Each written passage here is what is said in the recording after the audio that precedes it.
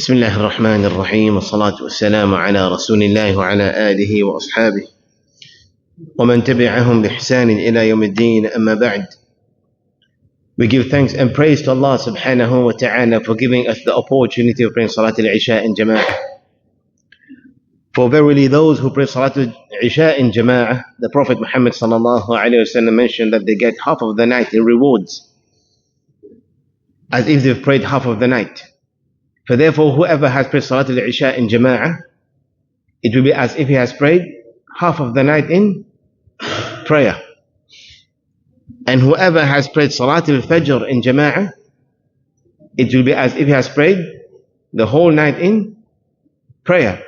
For even though your sleep is going to be ibadah, your food and your eating going to be ibadah, inshallah, if you get the intention of praying Salat al-Fajr in Jama'ah, bi'idhnillah ta'ala. My brothers, a couple of days left for the month of Ramadan, and 2 weeks we could say, and let's say 16 days or 15 days. These are the days that we can count in our hands. This is going to be like just right at the door.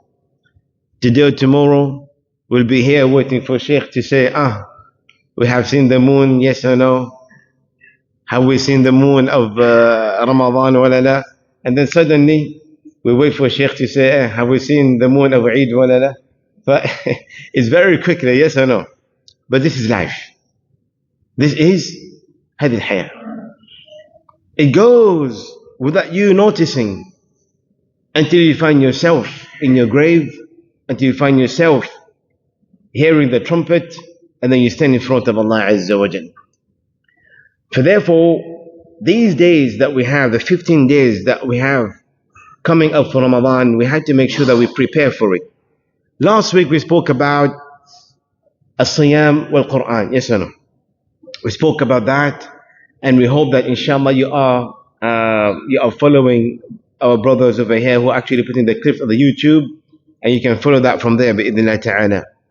Today, we would like to speak about something in regards to a misconception about the 15th of Sha'baan.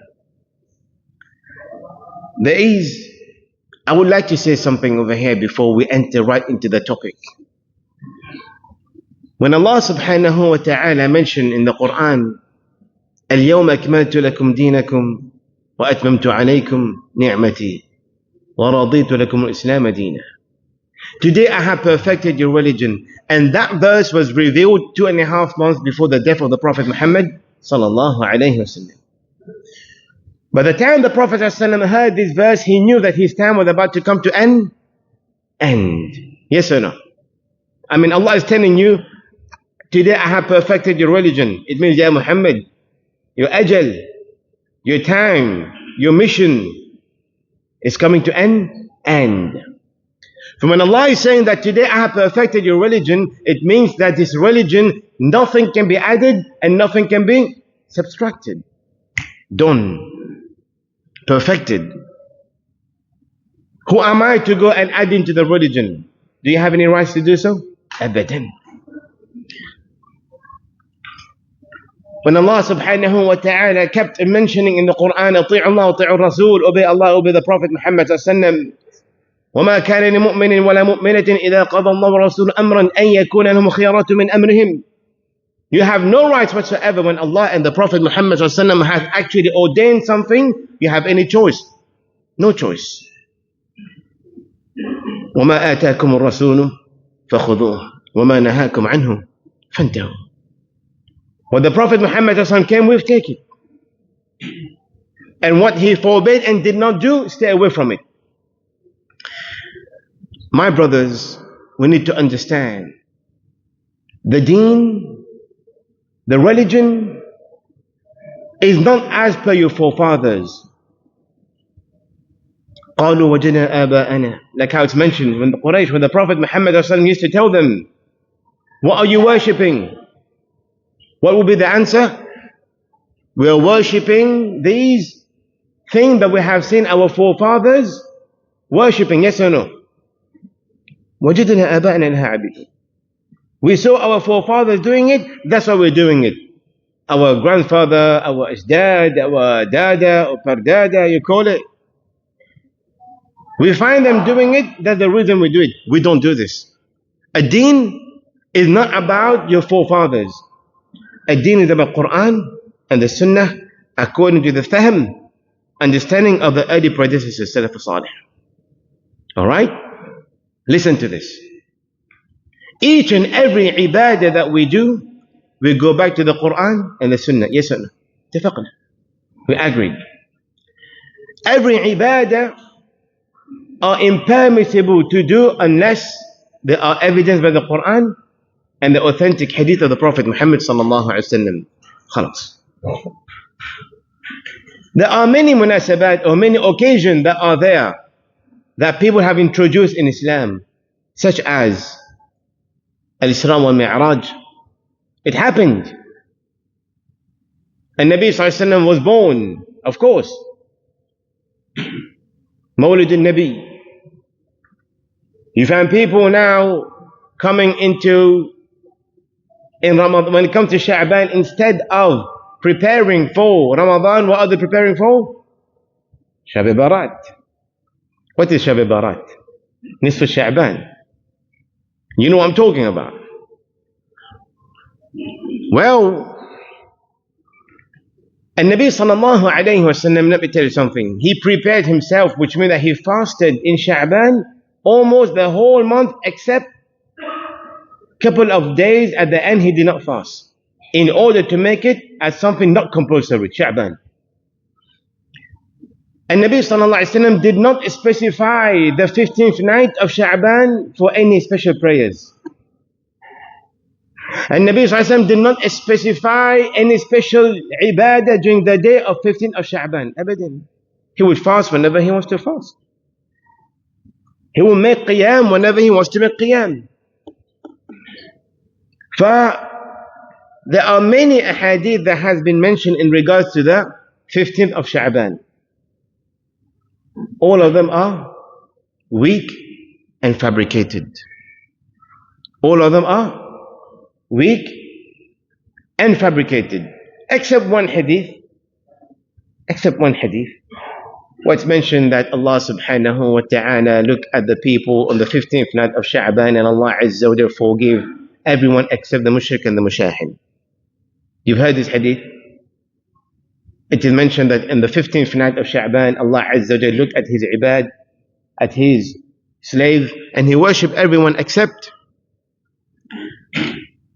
those people who commit shirk and those who've got grudges in their heart.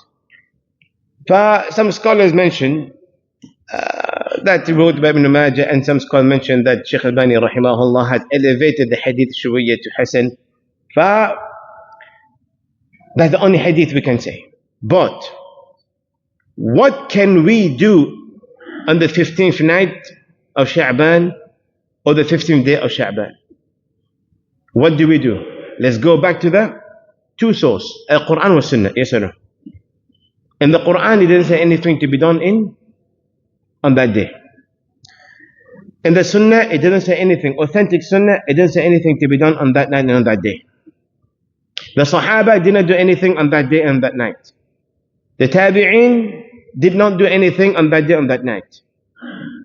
There were some Tabi'een, we could say, that were in Sham.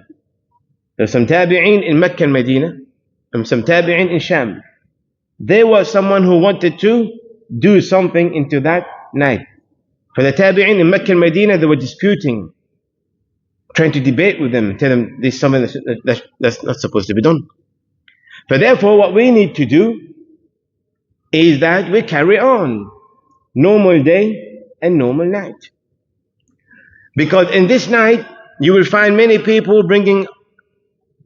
gathering people to give food, going outside to give any kind of food, going or wearing new clothes. They go and visit the maqbarah. They do many kind of new innovated action what hadn't been done at the time of the Prophet Muhammad sallallahu alaihi wasallam. Then what happened? من أحدث في أمرنا هذا ما ليس منه فهو رد. Anyone who innovate anything into the religion, that has not been put in there by Allah and the Prophet ﷺ, it will have it rejected. Rejected. If ever you want to fast, you can fast Mondays and Thursdays of Sha'baan. You can fast 13, 14, 15th of Sha'baan. Yes or no? You want to make tahajjud, you can make tahajjud anytime in Sha'baan. But to specify the 15th night and 15th day of Sha'baan to fast or do Qiyam al-Layl, specify these 2 days, this night and day, then you will fall into an innovated matters. Yes or no? And every innovated matter is rejected. But therefore we have to understand where we're coming from. It's not that we're trying to be strict over here. We're trying to revive the Sunnah. And we're trying to put away any kind of innovation outside the pale of Islam. This is something that we always need to understand. So therefore, my brothers and my sisters up there, just to let you understand that the 15th night and 15th day of Sha'baan, they are normal days. And Nabi sallallahu alayhi wa took it as normal days. The Sahaba and the Tabi'in, Tabi'in, they took it as normal days. These are the verdict came from Shaykh bin Uthaymin rahimahullah, Sheikh bin Baz rahimahullah, and these are the things that we need to understand. Alright, my brothers, we know, especially in the subcontinent, the half of Sha'baan is being regarded as something very, very big. Yes or no? Even in the Arab world.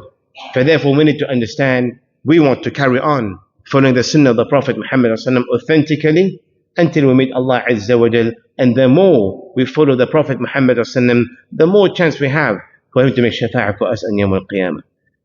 Barakallahu feekum, may Allah subhanahu wa ta'ala bless you all. Subhanakallahumma wa bihamdik, ashhadu an la ilaha illa ant, astaghfiruka wa atubu ilayk. Wassalamu alaykum wa rahmatullahi wa barakatuh.